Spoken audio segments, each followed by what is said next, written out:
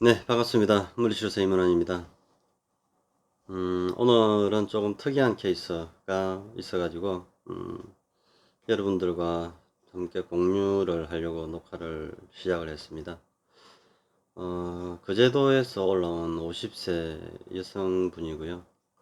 한 10년 전부터 양쪽 손가락 마디가, 아침에 조조강직이 심해가지고, 그 아침에 일어나면 손마디가 뻣뻣하다는 거죠. 그래서 움직이고 하면 조금 좀 나아지고 이랬다고 하는데,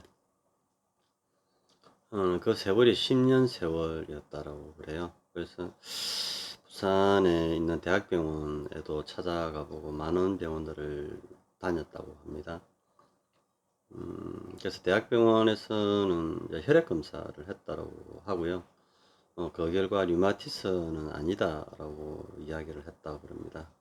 그래서 류마티스 약은 현재 복용을 하고 있지 않고, 그 외에 이제 동네 의원에 가면은 류마티스다라고 이야기를 했다고 그래요. 물론 거기서도 류마티스 약은 처방을 안 했다라고 하는데, 뭐 이런저런 치료를 받아왔던 것이죠. 그 환자분과 계속 이야기를 듣다 보니까, 일단 어깨에서 많은 문제들이 발견이 되고 있었습니다. 손가락의 문제이기보다 예전에 제가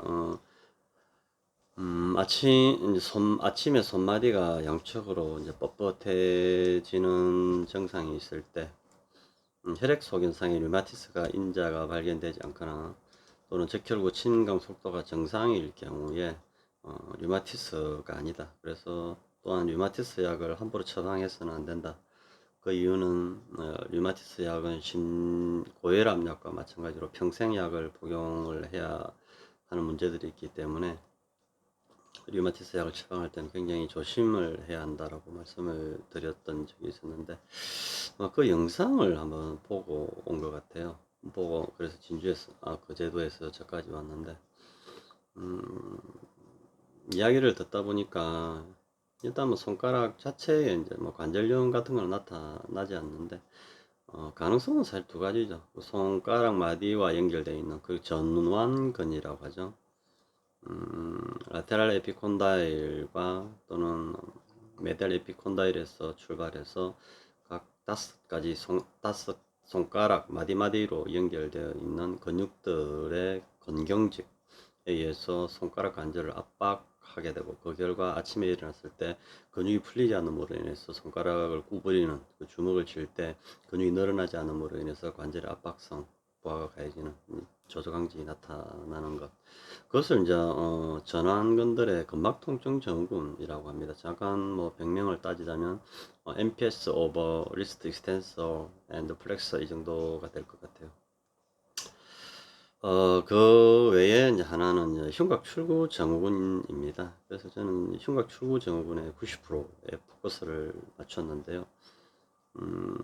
흉곽 출구 증후군에 대해서 아시는 분들 있다면 있을 수도 있겠지만, 이 의사들이나 현재까지 이 환자를 치료해 왔던 물리치료사들 또한 이 환자의 병명이 흉곽 출구 증후군이었다라고, 아니 흉곽 출구 증후군이 아닐까라고 단 한 번만이라도 의심을 했다라고 한다면 이 환자가 10년간 고통을 겪지도 않았을 것이고, 진주까지 올라오지 않아도 되었을 것인데요. 우리가 흉곽 출구 증후군이라고 하는 것은 이 흉통, 가슴통이라고 하죠. 가슴통 위쪽에, 쇄골 위쪽에를 출구라고 그럽니다. 소라식 아울렛이라고 그러고, 횡격막이 있는 이, 네, 명치라고 하죠. 이 밑에를 입구라고 합니다. 인넷이라고 하죠. 원래는 이제 신경이 흘러 내려오는 지점이 이제 쇄골 위쪽이 사실은 입구예요. 출구가 아니라. 여기가 입구, 여기가 출구가 되어야 함에도 불구하고, 누가 먼저 이름을 여기라 출구라고 달았는지 모르겠지만, 그 제일 먼저 명명한 그 사람에 의해 가지고 현재까지 쇄골 위쪽을 출구, 그러니까 횡격막 있는 부위를 입구라고, 아무튼 우리는 그렇게 다들 이해를 하고 있습니다. 그래서 심장이라고 하는 자심실에서 펌핑된 혈액이 쇄골 위로 올라와서 다시 쇄골 밑으로 지나서 애과를 지나가지고 팔 쪽으로 내려오거든요. 애과 동맥, 또 요골 동맥, 척골 동맥 이렇게 해서 손등으로 내려가게 되고 다시 손가락에서 노폐물을 받은 혈액이 식은 정맥혈관이 다시 역류해서 우심방으로 흘러 들어가면서 순환을 쭉 하는 것이 우리의 인체 경로입니다. 그래야 이분이 아침에 이제 일어날 때 뻐근하고 또 손이 뒤에 마비가 오는 신경이 아니라 혈관이 눌렸을 때 나타나는 증상인데 우리가 지가 내린다라고 표현을 하죠. 이러한 것도 이제 혈관이 막혔다라고 하는 건데 해부학적으로 보면은 자심실에서 펌핑된 혈액이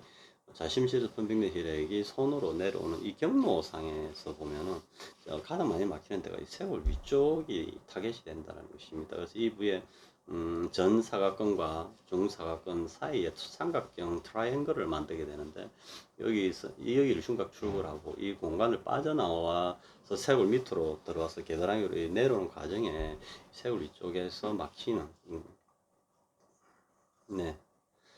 쇄골화 동맥이 막히는 현상 때문에 나타나는 현상들입니다. 또한 이 흉곽 출구가 막힘으로 인해서 압력이 증가되어 있기 때문에 정맥이 다시 심장에서 역류에 올라올 때 압력이 차 있기 때문에 올라오지 못하고 손에서 저류가 되기 때문에 손이 찬 증상이 나타나게 되는 것입니다. 그러니까 이번과 좀 다르긴 하지만 매일 손발이 차다, 손이 차다라고 하는 분들의 치료 타겟은 식어버린 정맥혈액이 우심방으로 올라오지 못한다라는 의미예요. 동맥이 안 내려가는 것일 수도 있지만 정확하게는 압력이 차있기 때문에 정맥이 역류해서 올라와야 되는데 못 올라오는데 그것이 이제 흉곽 출구에서 막혀 있음으로 인해서 네, 혈관 내암을 증가시키기 때문에 못 올라오는 것입니다. 그래서 치료 타겟을 쇄골 위쪽에 있는 사각근으로 치료 타겟을 맞춰서 치료를 한다면 이제 혈액이 흐르게 되면서 손이 따뜻해지는 증상이 나타나는데 그래서 이 환자분하고 많은 이야기를 했는데요. 이런 이야기를 했습니다. 일단 환자분의 심리가 좀 안정이 되어야 되겠습니다 라고 말씀을 드렸어요. 다른 질환 같은 경우에는 이제 뭐 어깨라면 힘줄이 염증이 생겼던 질환을 치료를 하지 않으면 결국 야간통이 심해지는 오십견으로 이제 진행을 하게 되고, 오십견 환자라고 한다면 치료를 하지 않으면 3개월 동안 고통 속에 살아야 되니까 반드시 치료를 해야 된다라는 말씀을 드리죠. 그냥 해야 되고, 허리 환자라면 이 허리를 치료를 하지 않으면 젊은 사람이라면 추간판 탈출증으로 가버리고 나이 든 사람들은 협착증으로 가버린다는 것입니다. 무릎 또한 오금이 아프든지 무릎 앞쪽이 아픈 오금근 증후군이나 설계대 통경 증후군을 치료하지 않으면은 결국 대행성 관절염으로 진행을 하게 되는 것이죠. 그렇게 이제 진행성으로 쭉 가는 질환들이 이제 예측이 될 경우에는 반드시 이제 치료를 해야 된다라고 이야기를 하죠. 10년간 치료를 했는데도 안 됐다면 그 제도에서 진주로 계속 올라오라고 말씀을 드렸겠지만, 일단 제가 그랬습니다. 환자분 일단 심리적인 안정이 좀 필요한 것 같다. 이거는 손가락이 마비가 와버린다든지 또 혈액이 안 흘러가기 때문에 허혈 상태에 의해서 손이나 팔뚝에 있는 근육들이 괴사가 되고 썩어버린다든지 이런 것들이 아니다. 또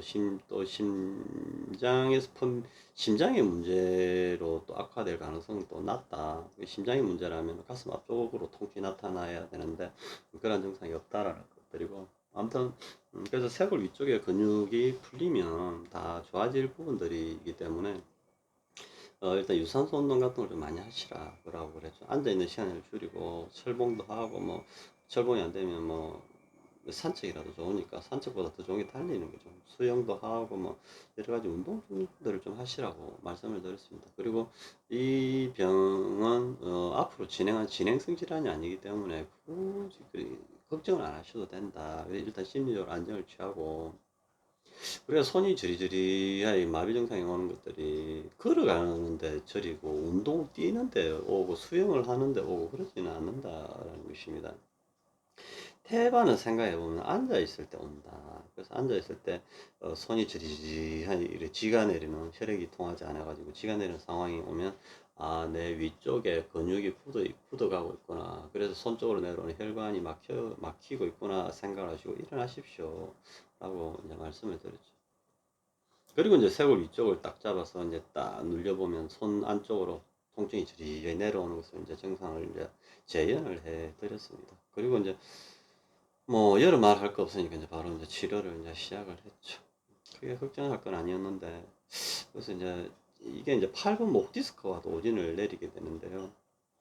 엑스레이나 MRI 상에 경추 8번에 어떤 디스크가 탈출이 됐다든지 또는 추간공이 좁아져 있는 이런 퇴행이 발견되지 않음에도 불구하고 네 번째, 다섯 번째 손가락이 저리다라고 표현을 하는 경우들이 있어요. 그래서 목을 들 때도 아무런 문제가 없음에도 불구하고 계속 팔의 작질이 아직 계단이 안쪽부터 지리게 저리는 증상이 호소하는 경우도 있는데, 일단 흉곽 출구 증후군의 전형적인 예입니다. 경추 8번 목 디스크가 가장 오진을 내리기 쉬운 질환이기도 하고, 또는 손 쪽으로 내려오는 혈관이 막히는 부위가 또 흉곽 출구이다 보니까 치료 타겟은 정확하게는 뭐 전사각근과 중사각근 이 대기긴 하겠지만, 전사각근과 정사각근이 앞쪽에 있습니다. 이렇게. 그 외에도 뭐 상승 모근이나 뒤쪽에 어깨를 움직이는 견갑골들 다 이렇게 풀어내고 또 경추와 정을 교정을 해 나가게 되면은 막혔던 흉곽 출구가 뚫리면서 관절임이 계속 이제 없어져 간다라는 것입니다. 아무튼 이런 이제 환자가 있었고요. 이런 분들은 여자분들, 특히 20대 여자분들한테 굉장히 많이 오는데, 50세 여자분한테 온 것이 좀 특이하긴 했지만, 어쨌거나 많이 앉아 있음으로 인해서 사각근이 경직되면서 흉곽 출구에 삼각 트라이앵글을 이렇게 구멍을 좁게 만든 결과로 인해서 팔 쪽으로 혈액이 내려오지 않게 되고 항상 저린다든지 아침에 손마디가 뻣뻣해지는 증상이 있었던 것입니다. 그래서 뭐 진주에 이제 더 이상 올 필요도 없고 그쪽에서 치료 받으시라고 했는데, 이번 주에 금요일 날 예약을 다시 잡고 갔어요. 오고 싶으면 오십시오라고 말씀을 드렸는데, 크게 뭐 걱정할 건 아닌데, 근데 알면 이만큼 쉬운 것입니다. 모르면 모를 만큼 어려운 것들이고, 이 환자가 아마 저를 만나지 않았다면 주구장창 뭐 류마티스 내과를 찾아서 아마 전국을 돌지 않았었을까라는 생각을 해봅니다.